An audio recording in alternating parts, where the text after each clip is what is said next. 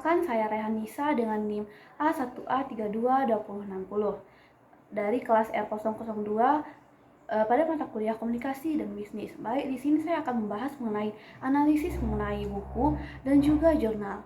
Nah, baik, yang pertama saya akan membahas mengenai buku yang berjudul Komunikasi Bisnis untuk Mahasiswa dan Kalangan Umum oleh Perpustakaan Bina Dharma, yang dimana penulisnya yaitu Cahaya Purnama Asri SEMM, yang mana pada isinya itu terdiri dari 9 bab yang mana mencakup berbagai aspek komunikasi bisnis, dasar antar pribadi, organisasi, lintas budaya, perencanaan pesan, tertulis, pekerjaan, laporan, teknologi.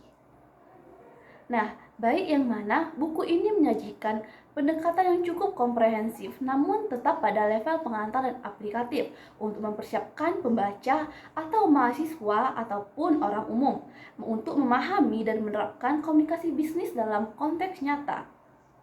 Nah, yang mana penulis pada buku tersebut membuka dengan definisi komunikasi bisnis, yang mana menunjukkan bahwa komunikasi dalam dunia bisnis bukan hanya tentang berbicara ataupun menulis, tetapi sebagai proses strategis untuk mencapai tujuan bisnis.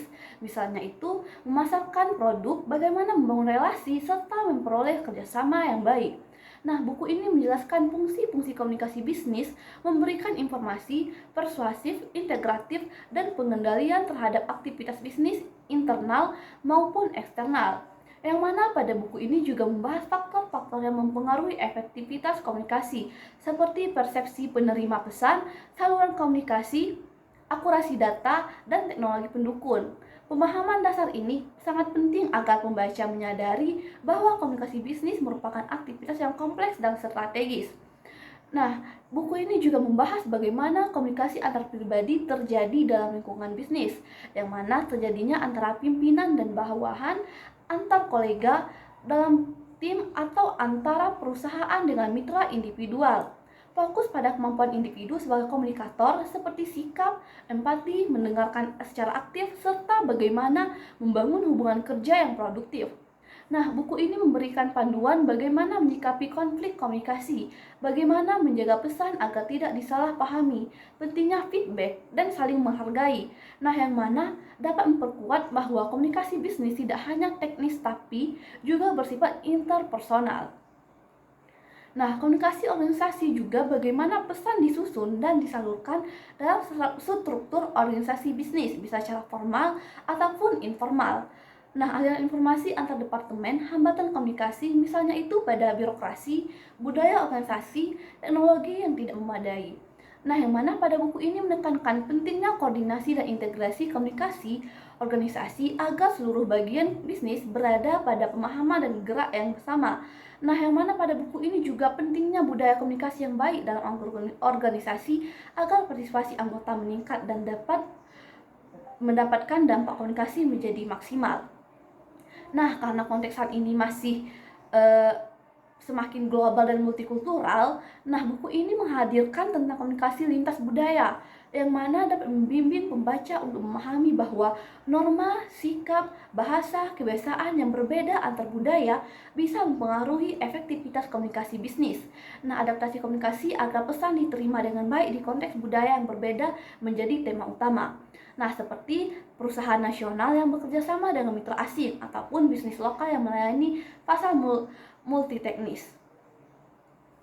Nah, selanjutnya itu buku ini bersifat lebih pada terapan, yang mana bagaimana menyusun pesan bisnis secara efektif, yang mana membahas langkah-langkah seperti menetapkan tujuan pesan, analisis audiens penerima, memilih saluran ataupun media yang tepat, menyusun struktur pesan, dan memilih bahasa yang tepat agar menghindari hambatan seperti noise, misinterpretasi ataupun distorsi pesan. Pembaca diberikan panduan praktis agar pesan bisnis mereka bukan hanya tersampaikan, tetapi dapat dipahami dan menghasilkan respon yang sesuai.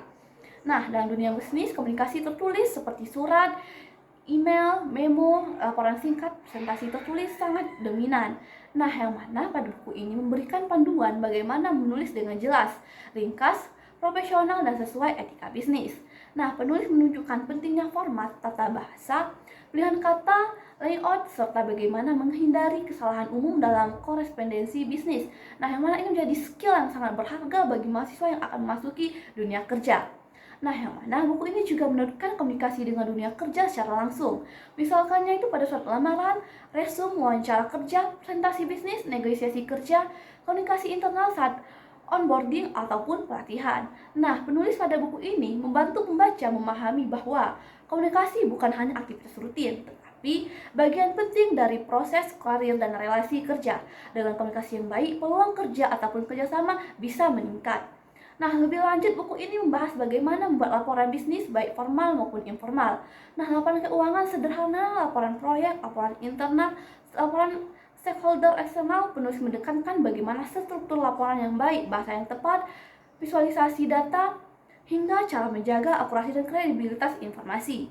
Nah, bagian ini menguatkan bahwa komunikasi bisnis sering muncul dalam bentuk dokumentasi yang bersifat resmi dan strategis.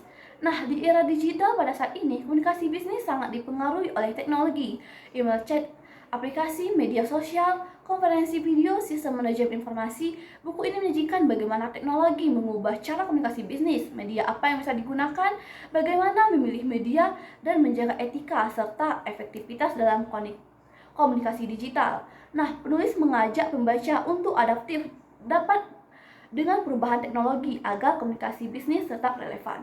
Selanjutnya, saya akan bahas mengenai analisis jurnal, yang mana jurnal tersebut berjudul Komunikasi Bisnis yang Etis, yaitu sebuah tinjauan kritis yang ditulis oleh Morang Philippus. Nah, yang mana dalam jurnal ini penulis membahas bahwa komunikasi bisnis adalah unsur penting dalam aktivitas usaha untuk mencapai keuntungan. Namun, di dalam praktiknya komunikasi bisnis sering disalahgunakan untuk memanipulasi konsumen, menutupi fakta, hingga merugikan stakeholder seperti karyawan, pelanggan, maupun masyarakat sekitar perusahaan. Karena itu penulis menekankan perlunya komunikasi bisnis yang etis. Nah, penulis juga mengkritisi pemahaman keliru di masyarakat yang menganggap etika dan komunikasi bisnis hanya sekedar masalah sopan santun ataupun etiket. Sebenarnya etika berkaitan dengan nilai moral, yaitu benar atau salahnya isi pesan komunikasi bisnis. Jadi, meskipun kata-kata yang digunakan sopan, jika mengandung kebohongan atau manipulasi tetap dianggap tidak etis. Untuk menjelaskan apa yang maksud komunikasi bisnis ini, penulis menggunakan beberapa teori etika seperti teori deontologi yang melarang berbohong, utilitarian yang menuntut komunikasi membawa manfaat bagi banyak orang, teori hak menekankan hak konsumen mendapatkan informasi jujur, teori keutamaan yang menekankan karakter baik pelaku bisnis seperti kejujuran dan kerendahan hati, serta teori keadilan yang menuntut semua pihak yang terlibat dalam bisnis memperoleh perlakuan adil. Namun, penulis melihat bahwa persoalan komunikasi bisnis tidak hanya soal moral individu.